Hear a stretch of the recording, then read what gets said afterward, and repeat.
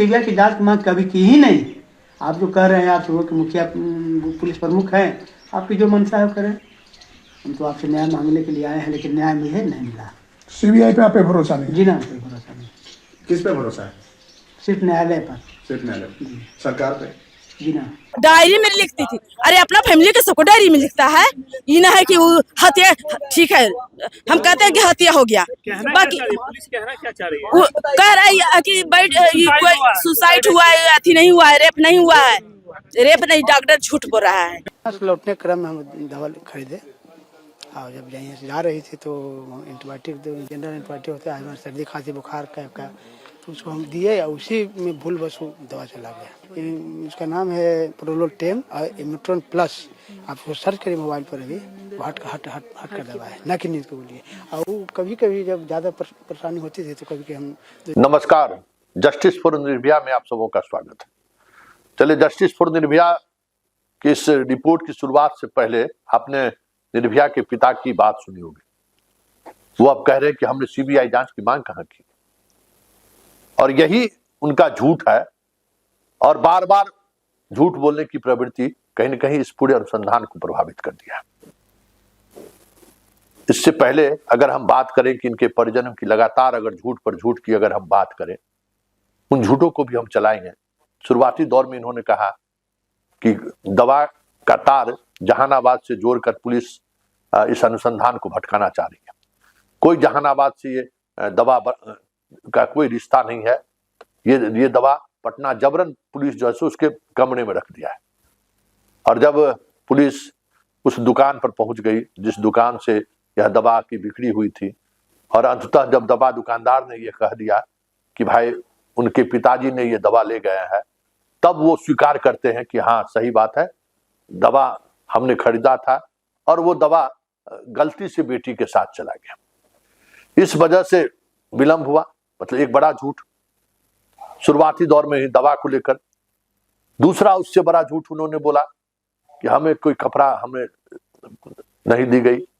DGP का ये पत्र देखिए, इस पत्र में भी उन्होंने उसकी चर्चा की है कि हमें कोई अस्पताल की तरफ से कपड़ा नहीं दिया गया है। तो फिर ऐसे में सवाल उठना लाजमी है कि आखिर जिस कपड़ा में स्पर्म मिला वो कपड़ा कहां से आया? सवाल है ना, वो कपड़ा कहां से आ गया? तो ये एक और बड़ा झूठ, जिस झूठ की वजह से अनुसंधान प्रभावित हुआ और माँ पिताजी का भी ब्लड लेना पड़ा पुलिस को, क्योंकि जो कपड़ा उन्होंने दिया वो कपड़ा बाद में लाकर उन्होंने पुलिस को, अनुसंधानों को दिया, लगातार पुलिस द्वारा मांगे जाने के बावजूद भी। तो एक और बड़ा झूठ सामने आया। लेकिन आज उन्होंने तो झूठ की पूरी पराकाष्ठा ही तोड़ दी। कल डीजीपी के आवास पर जो हंगामा हुआ था, उस हंगामे में चीख चीख कर पीड़िता की मां बोल रही थी कि सीबीआई का जांच होनी चाहिए, और आज पीड़िता के पिता कह रहे हैं हम सीबीआई की जांच की मांग कहां कर रहे थे। तो जरा उस सीक्वेंस में उन सबों का बयान जरा सुन लीजिए, तब फिर हम बताएंगे कि इस झूठ की वजह से पुलिस को कितनी परेशानियों का सामना करना पड़ा। सीबीआई की जांच की मांग कभी की ही नहीं। आप जो कह रहे हैं, आप सुबह के मुखिया पुलिस प्रमुख हैं, आपकी जो मंशा है वो करें। हम तो आपसे न्याय मांगने के लिए आए हैं, लेकिन न्याय मुझे नहीं मिला। सीबीआई पे आप पे भरोसा नहीं? जी ना, कोई भरोसा नहीं। किस पे भरोसा है? सिर्फ न्यायालय पर। सिर्फ न्यायालय, सरकार पे? जी ना। डायरी में लिखती थी। अरे अपना फैमिली के सबको डायरी में लिखता है।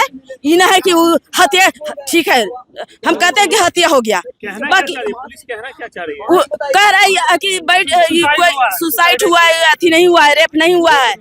रेप नहीं, डॉक्टर झूठ बोल रहा है। लौटने क्रम में हम दवा खरीदे और जब यहाँ से जा रही थी तो एंटीबायोटिक, जनरल एंटीबायोटिक होता है, सर्दी खांसी बुखार का तो उसको हम दिए और उसी में भूलवश दवा चला गया। उसका नाम है प्रोलोटेम और इमेट्रॉन प्लस। आपको सर्च करिए मोबाइल पर, अभी हट कर दवा है, ना कि नींद के लिए। और वो कभी कभी जब ज़्यादा परेशानी होती थी तो कभी हम। तो आपने सुना, आपने देखा कि किस तरीके से ये चीजें सामने आई। मतलब लगातार डे फर्स्ट से अब डायरी की बात आपने सुना ना, क्या कह रहे, डायरी कहाँ आ गया, डायरी कैसे पत्रकार हमने चलाया था ना कि डायरी मिली। अरे आज के तारीख में कोई डायरी लिखता है? झूठ पर झूठ बोले जा रहा है, कहां से डायरी आ गया? अब बताइए, कल वो डायरी की चर्चा हुई ना, उसकी मां ने बोली ना कि हाँ एक डायरी जो है सो लड़की लोग डायरी लिखती है, इसमें क्या गलत है? डायरी अपने परिवार के बारे में, जो कल तक कह रही थी कि डायरी का सवाल ही कहीं है कि आज के दौर में कोई डायरी लिखती है, और जब डायरी दिखाया गया तो कहती है कि डायरी के इस दौर में क्यों नहीं लड़कियां अपने जीवन के बारे में डायरी में लिखती है, परिवार के बारे में लिखती है। मतलब सीक्वेंस में अगर देखिए, पहले दिन से ही इन्होंने क्या कहा कि हमको हॉस्टल संचालक की तरफ से फोन नहीं गया, जबकि पुलिस ने यह दिखा दिया कि हॉस्टल संचालक की तरफ से ये फोन गया। और हॉस्टल संचालक ने किस तरीके से फोन किया, फोन नहीं उठाने के बाद किस गार्जियन को फोन किया, और वो गार्जियन जब फोन लेके गए, जब उनको बताया गया कि आपकी बेटी बीमार है, तो उनकी क्या प्रतिक्रिया थी, उनके चेहरे पर, उनके भाव से आप समझ सकते हैं।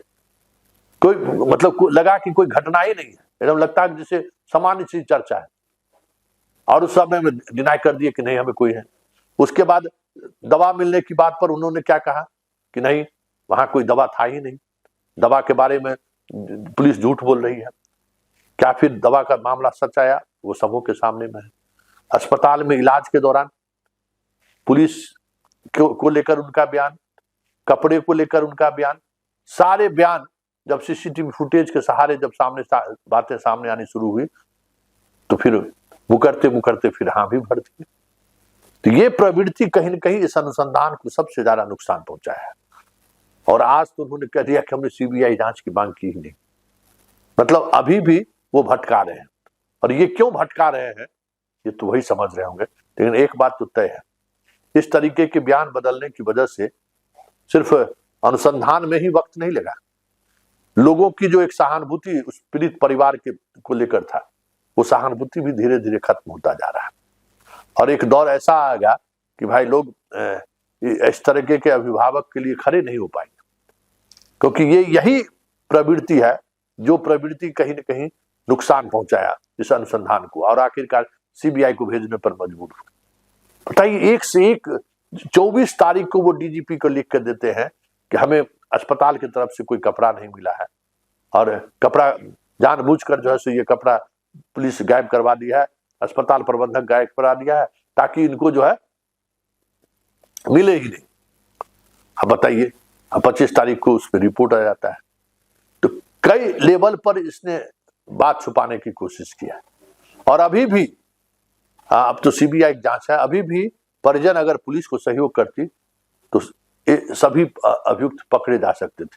लेकिन जो खबरें हैं, जिस तरीके से चीजें आ रही हैं, वो तो साफ लग रहा है कि झूठ पर झूठ, और झूठ ही इस निर्भया की जांच को, या यूं कहे कि निर्भया के जस्टिस की लड़ाई को, परिवार के खास करके माँ पिताजी के झूठ की वजह से, उसके मामा के झूठ की वजह से कहीं न कहीं निर्भया की न्याय की लड़ाई आधे रास्ते पर आकर सिसकियां ले रही है।